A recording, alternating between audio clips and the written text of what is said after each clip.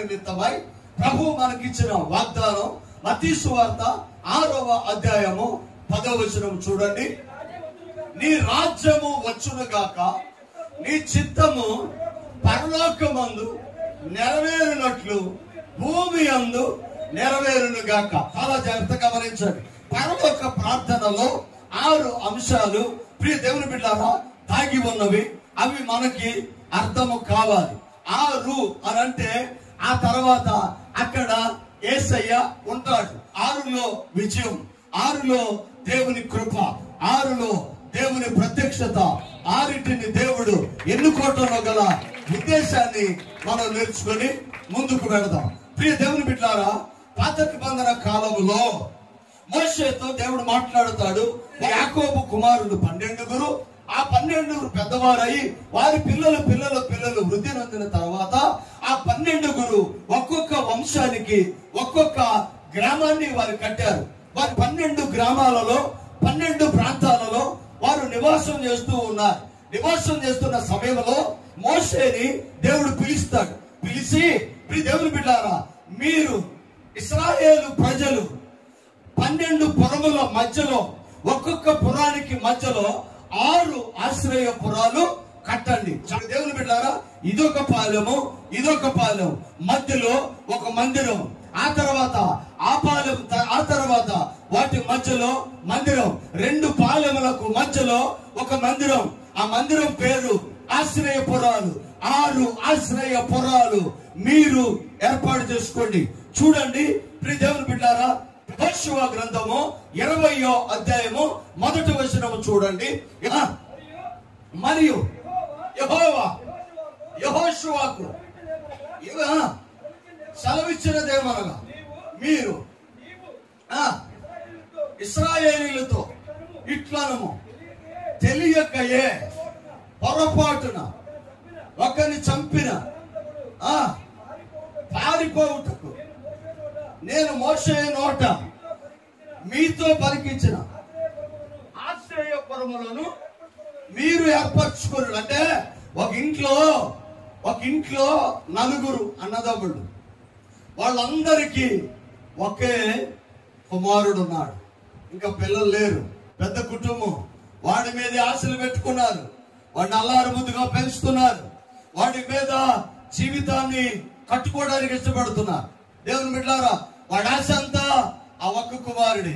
అయితే ప్రియ దేవుని బిడ్డలారా, ఒక వ్యక్తి ఆ పాలెములో ఒక బలహీనుడు కట్టెలు, ప్రియ దేవుని బిడ్డలారా, వంట సరుకు బ్రేక్ చేస్తూ ఉండగా, కట్టెలు నరుకుతూ ఉండగా ఒక కట్టె ఎగిరి ఆ ఒక్కగానొక్క కుమారుడి తలకు తగిలి చనిపోయారు. అనేక మంది అన్నదమ్ములు, పెద్ద కుటుంబం. ఆ కుటుంబానికి ఒక్కడే వారసుడు. ఆ వారసుడు ఇప్పుడు చనిపోయాడు.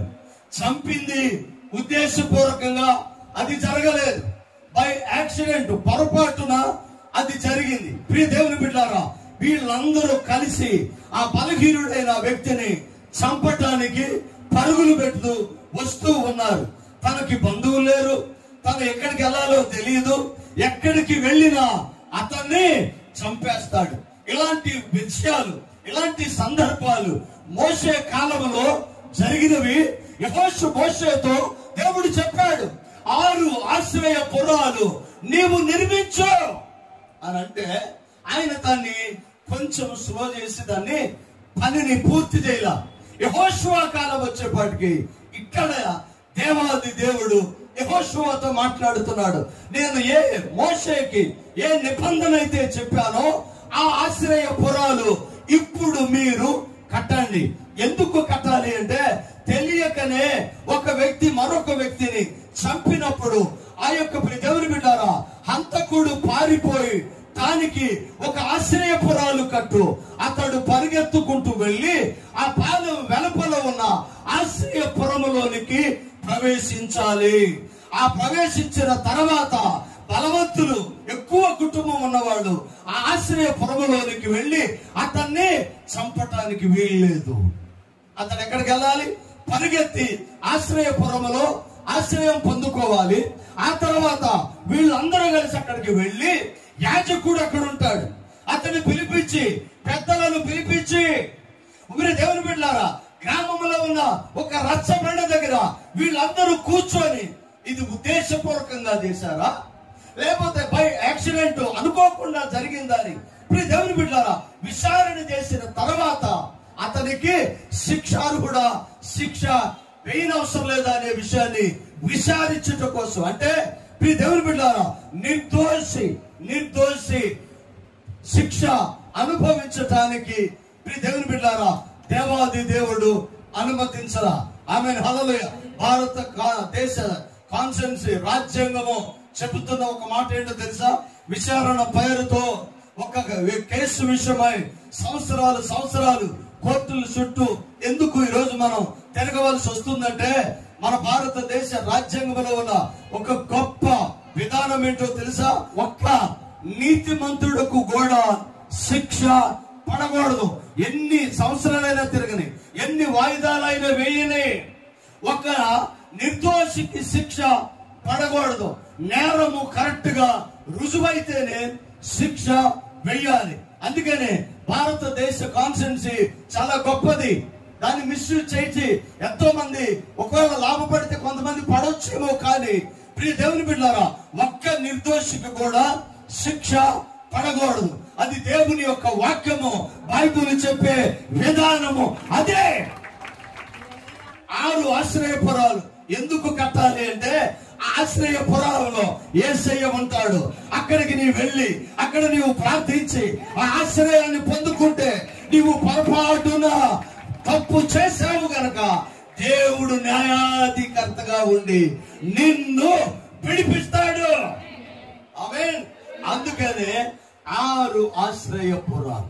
ఈ 6 ఆశ్రయపురాలు ఎందుకు చెప్పాడంటే, 6 ఉంది అంటే విజయం కాదు, గాని 6 ఉన్న చోట యేసయ్యను పెట్టినప్పుడు అది విజయముగా మారింది. 6 ఆశ్రయపురాలు అక్కడ ఉన్నప్పుడు న్యాయాధిపతిగా యేసయ్య అక్కడ ఉన్నాడు, 7వ వాడిగా ఉన్నాడు కనుక అద్భుతమైన విజయము అక్కడ వస్తుంది. అందుకని 6 ఆశ్రయపురాలు కట్టమని అన్నాడు. రెండోది దేవుని బిడ్డలారా, ఇశ్రాయేలీయులను ఓడించుటకు ఫిలిష్తీయులు 1 కాదు 2 కాదు 40 రోజులు ఒక వ్యక్తి సవాలు ఇస్తున్నాడు. నేను ఒక్కడే వస్తాను, మీరందరూ వచ్చి నన్ను ఓడించండి. దేవుని బిడ్డలారా, ఉదయం లేస్తున్నారు, యుద్ధ భూమిలోకి వెళ్తున్నాడు, వాడు వచ్చి నిలబడుతున్నాడు. ఆజానుబాహుడు. దేవుని బిడ్డలారా, చరిత్రకు ఆధారాలను బట్టి చూస్తే అతడు 9 మూరల జానుడు ఉండేవాడంట. సామాన్యమైన వ్యక్తి కాదు. నఫీల కాలంలో, లేకపోతే దేవుని బిడ్డారా, కానానులోనికి ఇశ్రాయేలు ప్రజలు వేగులు వారిని పంపినప్పుడు వాళ్ళు అంటున్న మాట, వాళ్ళు ఆజానుబాహులు, కానాను ప్రజలు ఆజానుబాహులు, వారు దృష్టికి మేము మిడతల వలె కనబడతాం, కనానీయ ప్రజలను మేము గెలవలేము అని అంట. అంత గొప్ప గొప్ప మనుషులు ఆ రోజుల్లో ఉండేవాడు. నేను చిన్నప్పుడు చరిత్రలో చదువుకునేవాడు. కొంతమంది బలచాలులు తాడి చెట్లు పీకటం, తాడి చెట్లతో మొహం కడుక్కోవటం, బిల్డింగులు తీసేయటం, రాళ్ళు ఎత్తి అవకాశించటం, ఇవన్నీ కొన్ని కథల్లో మనం విన్నాం. దేవుని బిడ్డలారా, ఇవి కథలు అని మనం అనుకోవటానికి లేదు. ఒక కాలంలో గొలియాతు లాంటి మనుషులు ఉన్నారు. అది ఆజానుబాహులని చరిత్రే చెప్తా ఉంటది. అలాంటి వ్యక్తి దేవుని బిడ్డలారా ఇశ్రాయేలీయులకు సవాళ్ళు విసురుతూ ఉంటాడు. సవాళ్ళు విసురుతూ ఉన్నప్పుడు ఒక అభిషేకం కలిగిన వ్యక్తి, ఒక దీవించబడిన వ్యక్తి, దేవుని ప్రత్యక్షతను ఎరిగిన వ్యక్తి, దేవుని బిడ్డలారా చిన్నవాడైన దావీదు రాజు దగ్గరికి వెళ్ళి అంటాడు కదా, జీవము కలిగిన దేవుని యొక్క శక్తి ముందు ఈ సున్నతి లేని ఫిలిష్తీయుడు ఎంత అవకాశం, నాకు చంపేస్తావాడిని. శత్రువుని గెలవని తర్వాత ముందు వెళ్తానని వాడు కావాలి కదా, నేను వెళ్తాను అనంటే రాజుకు జాలేసి వీడు ఎక్కడ మొదటి దెబ్బకో పడిపోతాడని చెప్పేసి, అదే రారా బాబు అని చెప్పేసి వాడికి కత్తెనిస్తాడు, ఈటనిస్తాడు, డాగునిస్తాడు, కవచమునిస్తాడు, అవన్నీ ధరించుకుంటాడు. అసలే చిన్నవాడు, బలహీనుడు, అతని దగ్గర కర్ర తప్ప ఇప్పుడు అతను దేన్ని హ్యాండిల్ చేయలేదు. ఒకవేళ కాపరి కర్ర హ్యాండిల్ చేస్తాడు. అంటే నీ దుడ్డు కర్రయు నన్ను, నీ దండమును నన్ను ఆదరించినంత. కర్ర తప్ప తను ఎప్పుడు అది మిగిలినది రాజవస్త్రములు, యుద్ధోపకరణములు ఆయన ధరించలేదు. ఆ యుద్ధోపకరణములన్నీ కూడా ధరించిన తర్వాత మనోడు అడుగు తీసి అడిగేలేకపోతున్నాడు. ఎవరు బిడ్డారా, మనకు అలవాటు లేని వస్త్రాలు మనకు పిట్టావో, ఈయనకి డాలు ఇచ్చి, కట్టి ఇచ్చి, కవచం ఇచ్చి, కిరీటం పెట్టి యుద్ధానికి వెళ్ళమంటే 4 అడుగులు వేసి మళ్ళీ వెనకొచ్చు. సార్ ఇవన్నీ నాకు వద్దండి, ఇవన్నీ నాకు వద్దు, నాకు ఈ వాడుకు కాదు. మరి ఎలా చంపుతావు? ఒక శత్రువుడు జయించాలంటే ఇవన్నీ ఉండాలి. ఆ యుద్ధోపకరణములు శరీర సంబంధమైనవి కాదు అని అంటాడు. ఆయనను దుర్గములను కూలద్రోయుటకు శక్తి కలిగినవి అని మాట్లాడతాడు. అలాంటి యుద్ధోపకరణములు ధరించి 4 అడుగులు వేయలేక వెనకొచ్చి, రాజా నీ యుద్ధోపకరణాలతో నేను విజయాన్ని చూడలేను, నా మీద నాకేంటో. మరి అలా నేను వెళ్తాను. వాళ్ళ దినంలో తనకు తోడుగా ఉన్న ఒక కర్రను చేపట్టి ఏట్లోనికి వెళ్ళి 5 రాళ్ళు తీసుకొని, 5 కర్ర ఎన్ని, ఇంకా కరెక్ట్ గా కావాలంటే గొలియాతుకి ఎదురుగా నిలబడినప్పుడు గొలియాతే అంటాడు, ఎరా కర్ర తీసుకొని వచ్చావు, నేను కుక్కనా అంటాడు. అభిషేకం లేనివాడు, సున్నతి లేనివాడు, యెహోవాను దేవుడిగా లేనివాడు, ఒక అన్యజనుడు, లోకానుసారుడు. మీ ప్రియ దేవుని బిడ్డలారా, మన మీదకి వచ్చి ఎరవేగుతున్నప్పుడు జీవము కలిగిన దేవుని బిడ్డలమైన మనము అభిషేకం పొందుకొని ఆయన రక్తముతో కడగబడి పరిశుద్ధ పరచబడి జీవము కలిగిన దేవుని ఆరాధన చేసుకున్న మనము దేనికి భయపడు? ఈ లోకములో యేసయ్యకు ఒక్కడికి భయపడి చూడు, యేసయ్యకు ఒక్కడికి లోబడి చూడు, ప్రపంచమంతా నీకు లోబడితే అద్భుతమైన మేలు చూడు. 5 రాళ్ళు ఒక కర్రతో గొలియాతు మీద యుద్ధానికి వెళుతూ అంటాడు కదా, ఈ యుద్ధము నేను కాదు, యెహోవాయే జరిగిస్తాడు. ఆమేన్, హల్లెలూయా. 7వదికి యేసయ్య తీసుకొచ్చి అక్కడ పెట్టాడు. ఒక కర్ర, 5 రాళ్ళు, యుద్ధము యెహోవాదే, యేసయ్య అక్కడ ఉన్నాడు. విజయము. దేవుని బిడ్డలారా, గొలియాతు ఎంత వాడైనా, ఆమేన్, హల్లెలూయా, ఎంత వాడైనా అనవసరం. ఆమేన్, హల్లెలూయా. మన జీవితంలో మనం గుర్తుపెట్టుకోవాల్సింది అదే. నీ సమస్య ఎంత పెద్దదైనా మనకు అనవసరం. ఆమేన్. మనం ఎప్పుడు కూడా చేయాల్సింది ఏంటో తెలుసా? సమస్యను తీసుకొచ్చి యేసయ్యకి చెప్తా ఉంటాం, ప్రభువా నా సమస్య తీర్చయ్యా, నా సమస్య ఇదయ్యా, నా సమస్య ఇదయ్యా, నా సమస్య ఇదయ్యా అని సమస్యను తీసుకొచ్చి యేసయ్య దగ్గర చెప్పి దాన్ని గొప్ప పెద్ద సమస్య అయ్యా, పెద్ద అప్పయ్యా, పెద్ద రోగం అయ్యా, డాక్టరే తగ్గదన్నాడయ్యా. దాన్ని ఏం చేస్తా ఉంటాం? సమస్యను హెచ్చిస్తా ఉంటాం. అయితే మీరు దేవుని బిడ్డలు, మనం చేయాల్సింది సమస్యను హెచ్చించటం కాదు. ఆమేన్, హల్లెలూయా. సమస్యను యేసయ్య దగ్గర తీసుకురావటం కాదు, యేసయ్యను సమస్య దగ్గరికి తీసుకొని వెళ్ళాలి. సమస్య దగ్గర తీసుకొని వెళ్ళి సమస్యతో చెప్పాలి, నా దేవుడు శక్తి కలిగిన వాడు, రోగమా ఆయన ముందు నువ్వు గెలవలేవు. ఉదయకాలం మనం నేర్చుకోవాల్సింది అదే. సమస్యను యేసయ్యకి చెప్పకూడదు, యేసయ్య గురించి సమస్యకు చెప్పండి. అది ఖచ్చితంగా దేవుడు తొలగించేవాడై ఉన్నాడు. చాలా ధీమాగా మాట్లాడతాడు. జీవము కలిగిన దేవుని యొక్క శక్తి ముందు ఈ సున్నతి లేని ఫిలిస్తీయుడు ఎంత, ఆడు హైట్, ఆడి వెయిట్, ఆడు ఏమైనా ఉండొచ్చు, ప్రతి మోకాలు ఆయన దగ్గర వంగాలి. ప్రపంచ దేశాల్లో అగ్రదేశం అమెరికా దేశం. అమెరికా దేశపు అధ్యక్షుడు డొనాల్డ్ ట్రంప్ అంటాడు, నన్ను బ్రతికిచ్చింది యేసయ్యే, ఆయన గొప్ప దేవుడు అని మాట్లాడతాడు. ఆమేన్. ఆయనే యేసయ్య దగ్గర మోకరిస్తాడు. దేవుని బిడ్డలారా, మన జీవితంలో అది గుర్తుపెట్టుకోవాలి. యేసయ్యకు నీ జీవితంలో ప్రథమ స్థానాన్ని ఇచ్చి చూడు, ఉన్నతంగా దేవుడిని నిలుపుతాడు. యుద్ధము యెహోవాదే అని ఎప్పుడైతే దేవుని పేరట యుద్ధ భూమిలోనికి అడుగు పెట్టాడో, గురి అతి ప్రాముఖ్యమైనది గురి. ప్రియ దేవుని బిడ్డలారా, గొలియాతుని దావీదు కొట్టిన ప్లేస్ ఎక్కడంటే నొసటను కొట్టాడు. నొసట అభిషేకానికి గుర్తు. ఆ అభిషేకం మీద కొట్టినప్పుడు యేసయ్య దావీదుకి విజయాన్ని ఇచ్చాడు. 6 ఆయుధాలు ఏడవదిగా అక్కడ ఉన్నారు. 6 ఆశ్రయపురాలు. ఏడవదిగా న్యాయాధిపతిగా యేసయ్య ఉన్నారు. యోహాను సువార్త 2:6. యోహాను సువార్త 2:6. యూదుల శుద్ధీకరణ ఆచార ప్రకారం 2-3 తూములు పట్టు 6 రాతి బాణలు అక్కడ ఉంచబడెను. యేసు ఆ బాణలు నేళ్లతో నింపడాయి. ఎన్నుండి 6 రాతి బాణలు ఉన్నాయి. అవమానం ఆ ఇంట జరగబోతుంది. వివాహంలో కొద వచ్చింది. యేసయ్య అంటాడు, ప్రియ దేవుని బిడ్డలారా, ఎప్పుడో వాడకుండా, అంటే పాతి అయిపోయినాయి మనకి ఇష్టం ఉండవు. పాతి అయినవి మనం వాడడం, వాటిని అవుట్ ఆఫ్ ఫ్యాషన్ గా చూస్తాం. ప్రియ దేవుని బిడ్డలారా, అవి పక్కన పడేశారు. ఒకవేళ పెళ్లిలో అవి ఎందుకని అనుకున్నారేమో, వాటిని పక్కన పడేస్తే యేసయ్య అంటాడు, 5 ఇయ్యండి, వాటిలో నీళ్లు నింపండి. ప్రియ దేవుని బిడ్డలారా, వివాహానికి వచ్చిన వారు అప్పటి వరకు లైటింగ్ చూశారు, అప్పటి వరకు డెకరేషన్ చూశారు, అప్పటి వరకు మండపాన్ని చూశారు, అప్పటి వరకు పెళ్లి కూతురు పెళ్లి కొడుకు చూశారు, అప్పటి వరకు భోజనాలు చూశారు. యేసయ్య అక్కడికి వచ్చినప్పుడు వారి దృష్టి 6 రాతి బాణల మీద పడింది. దేవుని బిడ్డ, ఈ ఉదయకాలం మనం గమనించాల్సింది అదే. నీ కుటుంబంలో, నీ ఇంట్లో, నీ వ్యాపారంలో నీకు ప్రాధాన్యత లేదా? యేసయ్యను ముందు పెట్టుకో. అందరూ చూసేలాగా నిన్ను దీవిస్తాడు, నీ కుటుంబాన్ని దీవిస్తాడు, నీ వ్యాపారాన్ని దీవిస్తాడు. ఉన్నతమైన స్థితిలో యేసయ్య నిన్ను నిలబెడతాడు.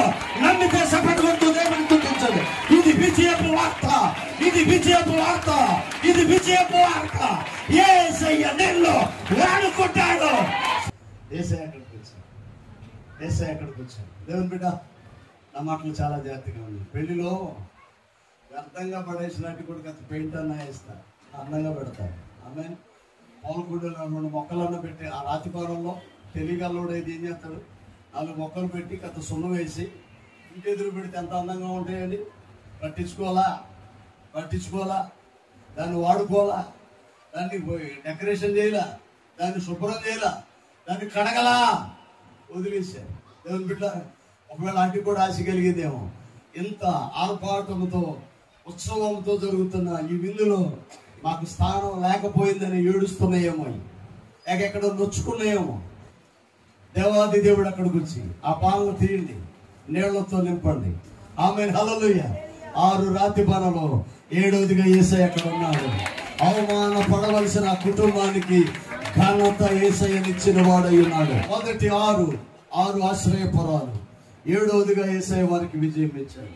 రెండవ 6 ఒక కర్ర 5 రాళ్ళు యేసయ్య అక్కడుండి దావీదుకు విజయం ఇచ్చాడు. 3-6 కనా వివాహంలో 6 రాతి బాణలు, 7వదిగా యేసయ్య ఘనతను ఖ్యాతిని ఇంటికి ఇచ్చాడు. ఇప్పుడు నేను వచ్చి అడుగుతున్నాను, ప్రభువా ప్రార్థన మాకు నేర్పించు. ఈ పరలోకపు ప్రార్థనలో 6 భాగాలుగా పండితులు విభజించారు. 6 భాగాల్లో మనం చేస్తున్న ప్రార్థనకు ఒక్కొక్క దానికి ఒక్కొక్క ప్రాధాన్యత కనబడతా ఉంటుంది. చూడండి, మత్తయి సువార్త 6:10. కాబట్టి మీరు ఈలాగు ప్రార్థన చేయుడి, పరలోకమందున్న మా తండ్రి, నీ నామము స్తుతించబడును గాక. అంటే దేవుని బిడ్డలారా, పరలోకపు ప్రార్థనలో మొదటి భాగము దేవుని స్తుతించాలి. మీ ప్రార్థనకు స్తుతిని జోడించాలి. ప్రియ దేవుని బిడ్డలారా, 105 కీర్తనలు 1-2 వచనాలు చూడండి. యెహోవాకు కృతజ్ఞతాస్తుతులు చెల్లించండి, ఆయన నామమును. దేవుని బిడ్డలారా, నిర్గమకాండం 15-11 ఒకసారి చూడండి. యెహోవా వేల్పులలో నీ వంటి వాడెవడు? పరిశుద్ధతను బట్టి నీవు మహనీయుడవు. స్తుతి కీర్తనలను బట్టి నువ్వు పూజారుడు. అంటే నీవు మహనీయుడవు, నీవు పూజ్యుడవు, నీవు అద్భుతములు చేయవాడు. అంటే స్తుతి అదే చేయాలి. మన ప్రాంతంలో కూర్చున్నప్పుడు ప్రభువా నువ్వు ఒక్కడవే పూజార్హుడవు, నువ్వు ఒక్కడవే గొప్ప దేవుడవు, నీ నామము పరిశుద్ధ పరచబడును గాక. ఆమేన్. పరలోక ప్రార్థనలో మనం చేయాల్సింది దేవుని స్తుతించాలి. ఇది మొదటిది. రెండోది ఇప్పుడు దేవుని పెట్టాలా, దేవుని ఉద్దేశం. నీ రాజ్యం వచ్చును అంటే దేవుని ఉద్దేశం ఏంటో తెలుసా? నువ్వు స్తుతిస్తావు, నువ్వు దేవుని సన్నిధిలో కొనియాడబడతావు. ప్రభువా యెహోవా వేల్పులలో నీ వంటి వాడెవరు? స్తుతించుటకు నీ ఒక్కడవే అర్హుడవు, మా సమస్యలు తీర్చుటకు నీవు తప్ప మాకెవరు లేరు. అంటే ఆయన స్తుతించాలి, కొనియాడాలి, ఆయన కనపరచాలి. ఆయన చేసిన మేళలో ప్రియ దేవుని బిడ్డారా దేవునిని కనపరచుట ఒక ఉద్దేశమై ఉంది. రెండోది ఆయన ఉద్దేశం ఏంటో అక్కడ మాట్లాడుతున్నాడు చూడండి. నీ రాజ్యం వచ్చునుగాక. యేసయ్య ఈ లోకానికి ఎందుకు వచ్చాడు? 4:17 మత్తయి సువార్త 4:10. అప్పటి నుండి యేసు పరలోక రాజ్యము సమీపించి ఉన్నది గనుక మారుమని, అంటే దేవుని ఉద్దేశము ఈ లోకానికి పరలోకమును విడిచిపెట్టి, మహిమను విడిచిపెట్టి, స్తుతులను, శరూపులను, కెరూపులను, 24 పెద్దలను, బంగారపు వీధులను, వచ్చిన వైఢూర్యములతో పొదిగిన ఆ మహిమను విడిచిపెట్టి ఆయన ఇక్కడికి ఎందుకు వచ్చాడంటే ఆ రాజ్యమును ఈ భూమి మీద స్థాపిస్తానికి వచ్చాడు. అది ఉద్దేశం, అది ఉద్దేశం. మొదటిది స్తుతి, రెండోది ఆయన రాజ్యమును భూమి మీద స్థాపించటం ఆయన ఉద్దేశం. మూడోది చూడండి, మూడోది ఆయన ఏర్పాటు. మూడోది 9వ వచనం చూడండి. నీ చిత్తము పరలోకమందు నెరవేరినట్లు భూమి అందు నెరవేరాలి. నువ్వు ఈ లోకంలో నీ చిత్తాన్ని నెరవేర్చుకోవటం కోసం పనిచేస్తావు, నీ చిత్తానుసారంగా బ్రతుకుతావు, నీకు ఇష్టం వచ్చినట్టుగా ఉంటాం. నీ ఇంట్లో నీకు ఎవరన్నా ప్రయారిటీస్, అవకాశాలు లేక ఏది గౌరవాన్ని ఇవ్వకపోతే ఏమనుకుంటావంటే నాకెవరు విలువ ఇవ్వట్లేదు అనుకుంటాం. కానీ ఇప్పుడు దేవుని బిడ్డారా ఆయన మూడో మాటగా ఏమంటున్నాడంటే, ప్రియ దేవుని బిడ్డారా ఆయన చిత్తము పరలోకములో నెరవేరుతుంది. పరలోకములో నీ చిత్తం ఏదైతే నెరవేరుతుందో అది భూమి మీద కూడా నెరవేర్చబడాలి. నీ ఇల్లు పరలోకం అయిందప్పుడు పరలోకంలో నీ చిత్తం ఏదైతే జరుగుతుందో అది భూమి మీద నెరవేరాలి. పరలోకం అంటే మనం ఆకాశానికి వెళ్తాం, క్షయమైన శరీరాన్ని ఇక్కడ విడిచిపెడతాం, పరలోకం అక్కడ ఉంది, అక్కడికి మనం వెళ్తాం. నో, అది కాదు. చాలా జాగ్రత్తగా గమనించాలి. మనం సంఘం ఎత్తపెట్టడం ఓకే, మహిమలోకి ప్రవేశించటం ఓకే, కానీ ఇప్పుడు దేవుని బిడ్డ 7 ఏళ్ళు ఇందు మహిమలో పరలోకములో ఉంటాం, పరలోకంలో ఉంటాం. 3.5 సంవత్సరాలు శ్రమల కాలం, 3.5 సంవత్సరాలు మహాశ్రమల కాలం. శ్రమల కాలం అంటే పాపం చేసి, తప్పు చేసి, లంచం పుచ్చుకొని, అబద్ధం ఆడి, శరీరానుసారంగా జీవించిన వారికి, ఈ లోకములో విడవబడిన వారికి 3.5 సంవత్సరాలు శ్రమలు ఉంటాయి. అనంతరం 3.5 సంవత్సరాలు మహాశ్రమలు ఉంటాయి. ఆ శ్రమలు ఎలా ఉంటాయో తెలుసా?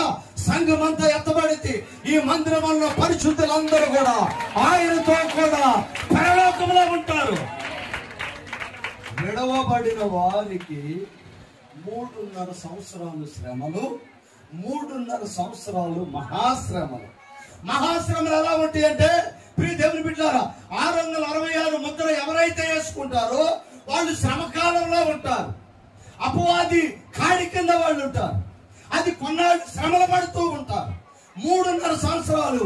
ఆ తర్వాత మహాశ్రమల కాలం. ఒకే ఒక్క మాట, మరణము కావాలని కొండలకు పరిగెత్తి రాళ్లు మేదేసుకుంటారు కానీ గాయమైంది కానీ మరణము రాదు. అది మహాశ్రమల కాలం. ఆ కాలము సంఘం సేఫ్ సైడ్ యేసయ్యతో కూడా మధ్యాహ్నం. ఆమేన్. అదైన తర్వాత ఇక్కడ ఇప్పుడు ఏర్పాటు చేసిన న్యూట్రాన్ బాంబులు, అణు బాంబులు, యుద్ధ ఆయుధాలు, వెపన్స్, భయంకరమైన లోహపు బాంబులు తయారు చేసి పెట్టుకుంది. ప్రతి దేశంలో ఉన్నాయి, ప్రతి దేశంలో ఉన్నాయి. ఎవరు కాదంటున్నాడు, నా దగ్గర అనుభవం ఉంది అంటున్నాడు, నేను పేల్చేస్తాను అంటున్నాడు. ఇవన్నీ కూడా పేల్చబడతాయి. భూమి కాల్చబడింది, సాప చుట్టినట్టుగా చుట్టి పక్కన పడేస్తాడు. ఆ తర్వాత యేసయ్య ఈ భూమి మీదకి వచ్చి కొత్త భూమి, కొత్త ఆకాశాన్ని చేస్తాడు. నీ రాజ్యము వచ్చును గాక. ఆయన పరలోక రాజ్యము ఈ భూమి మీద ఏర్పడితే మొదటి ప్రార్థన ఏంటి? దేవుని స్తుతించాలి. రెండో ప్రార్థన ఏంటి? నీ రాజ్యం వచ్చును గాక. ఆయన రాజ్యం ఇక్కడ రావాలి. మూడోది ఏంటి? ఆయన ఉద్దేశం. ఆయన ఉద్దేశం ఏంటి? ఆ పరలోకం ఇక్కడ ఉండాలి. మూడో ప్రార్థన. నాలుగోది క్షమాపణ. దేవుని బిడ్డలారా, మా రుణస్తులను మేము క్షమించాలి. ఆమేన్. మా రుణస్తులను మేము క్షమించాలి. క్షమించే తత్వము విశ్వాసి అవలంబించుకోవాలి, లేక అనుసరించాలి. మత్తయి సువార్త 18:25. అప్పు తీర్చుటకు వారి యొద్ద ఏమీ లేనందున వాడి యజమానుడు వానికి వాని భార్యను పిల్లలను కలిగినది యావత్తును అమ్మి అప్పు తీర్చవాలని ఆజ్ఞాపించను. కాబట్టి ఆ దాసుడు అతని ఎదుట సాగిలపడి మొరొక్కి నా ఎడల ఓర్చుకొనుము, అంతయు చెల్లించునని చెప్పగా ఆ దాసుని యజమానుడు కనికరము పడి వానిని విడిచిపెట్టాడు. చాలా పెద్ద తప్పు, కానీ కనికరపడి క్షమించాడు. అయితే ఆ దాసుడు బయటకు వెళ్ళి తనకు 100 దేనారములు అచ్చి ఉన్న తన తోటి దాసులతో ఒకరిని చూసి వాన్ని గొంతు పట్టుకొని నువ్వు అచ్చి ఉన్నది చెల్లింపమనెను. అందుకో సాగిలపడి ఈ పెద్ద అప్పునేమో యజమాని క్షమించాడు. క్షమించబడిన వ్యక్తి తనకి కొంచెం అప్పు ఉన్న ఆయన దగ్గరికి వెళ్ళి, అయ్యా నేను అప్పు తీర్చలేను అని అంటే ఇతను క్షమించను అని అతన్ని శిక్షించడానికి ఇష్టపడ్డాడు. అందుకని ఇక్కడ అంటాడు, మేము మా రుణస్తులను క్షమించినట్టుగా మమ్ములను క్షమించమని ప్రార్థన చేయాలి. అంటే క్షమాగుణము ఉండాలి. ఆమేన్. హల్లెలూయా. క్షమించే తత్వం ఉండాలి. దేవుని బిడ్డలారా, అమెరికా దేశంలో ఒక జాతి పాము ఉంటుంది. అది ఎలా ఉంటుందంటే పగబట్టి ఒక మనిషిని ఏదైనా నొచ్చుకొని అతని మీద పగబడితే దేవుని బిడ్డలారా ఆ పగతో అలా ఉండిపోయిందంట. అది ఏమి తిందంట, పగ తీరే వరకు ఏమి తిందంట. ఆ మనిషి దొరికితే కాటేసి ఆ పగ తీర్చుకుంటది. ఒకవేళ అది దొరకకపోతే తనకు తానే తినకుండా తల నేలకేసి కొట్టుకొని చనిపోయింది. పగ పాము కన్నా భయంకరమైనది. అందుకని అంటాడు కదా, నేను క్షమించిన ప్రకారము మీరు కూడా క్షమించాలి. నాలుగో ప్రార్థన ఏంటి? క్షమించాలి. ఎంత తప్పు చేసినా యేసయ్య ఎలాగైతే క్షమించాడో మనము కూడా మన రుణస్తులను క్షమించేలాగా. నాలుగోది క్షమించాలి. ఐదోది మమ్ముని శోధనలోనికి తేక దుష్టుల నుంచి మమ్ములను తప్పించు. అంటే శోధనలోనికి తేకుండా మమ్మును తప్పించు. ఆయన తప్పించు ప్రభు అని ప్రార్థన చేయాలి. ఇది ఐదో ప్రార్థన. ఆరో ప్రార్థన చూడండి, కాపుదల. దేవుని బిడ్డలారా, మనం క్షమించేవారుగా ఉండాలి. మనం ఎప్పుడైతే క్షమిస్తామో దేవుడు మన అపరాధములను క్షమించి మన జీవితంలో గొప్ప మేలును మనకి ఆయన అనుగ్రహించేవాడై ఉన్నాడు. ఆయనను క్షమించి మనలను క్షమించిన ప్రకారము మనము కూడా ఒకరిని ఒకరు క్షమించుకునేలాగా అట్టి మనస్తత్వము మనం కలిగి ఉండాలి. మొదటిది దేవుని బిడ్డలారా స్తుతి ఉండాలని ప్రార్థనలో. రెండవది ఆయన రాజ్యము, ఆయన ఉద్దేశం తెలిసి ఉండాలి. మూడవది ఆయన ఏర్పాటు తెలిసి ఉండాలి. నాలుగోది క్షమాగుణం కలిగి ఉండాలి. ఐదోది అందరి క్షేమం కోసం ప్రార్థన చేయాలి. ఆరోది దేవుని పెట్టారా ఆయన కాపుదల, ఆయన కాపుదల కింద మనం ఉండున్నట్లుగా మనము ప్రార్థన చేయాలి. ఈ ఉపవాస ప్రార్థనలో మనం ఎవరి మీద ఏది పెట్టుకోవద్దు, ఎలాంటి పగ, రోషం లేక మనస్మర్థనలు పెట్టుకోవద్దు. ఎంతటి తప్పు అయినా కూడా మనం ఎలా ఉండాలంటే క్షమించేవారు ఉండాలి. పరలోకపు ప్రార్థనలో 6 ఉద్దేశాలు అక్కడ ఆయన తెలియజేశాడు. 7వదిగా యేసయ్య అక్కడ ఉంటాడు. సభలు కొడుతూ దేవుడికి చేశాడు. ఎక్కడ యేసయ్య ఉంటాడో అక్కడ దీవెన ఉంటాడు. 6 ఆశ్రయపురాలు. 7వదిగా యేసయ్య న్యాయాధిపతిగా ఉంటాడు. 5 రాళ్ళు ఒక కర్ర. 7వదిగా యెహోవాగా దావీదుకి విజయాన్ని ఇచ్చాడు. 6 రాతి బాణలు. 7వదిగా యేసయ్య మధురమైన ద్రాక్షారసాన్ని ఇచ్చారు. 6 పరలోకపు ప్రార్థనలో 6 భాగాలు. 7వదిగా యేసయ్య ఉంటారు. దేవుని బిడ్డలారా, ఈ నెల 9వ నెలలో నీవు చేస్తున్న ప్రతి ప్రార్థనకు యేసయ్య జవాబునిస్తాడు. తల వంచండి. ప్రార్థన. ప్రేమ కనికరం కలిగిన దేవుడు, సత్య స్వరూపి, కృపా సమృద్ధిని ఇచ్చినవాడానికి ఇక్కడ ఉన్న ప్రతి బిడ్డను నీ చేతికి అప్పగిస్తున్నాను. పేరు పేరున దీవించు. నూతన దీవెన, శ్రేష్టమైన కృప, ఉన్నతమైన భవిష్యత్తు, మునుపు చూడని మేలులు మీరు కనుగొనిపించారు. ఇక్కడ ఉన్న బిడ్డలందరి పైన నీ కృపను కుమ్మరించుకున్నాను. యేసు పరిశుద్ధ నామం అడిగి వేడుకుంటున్నాము తండ్రి. ఆమేన్. అందరికీ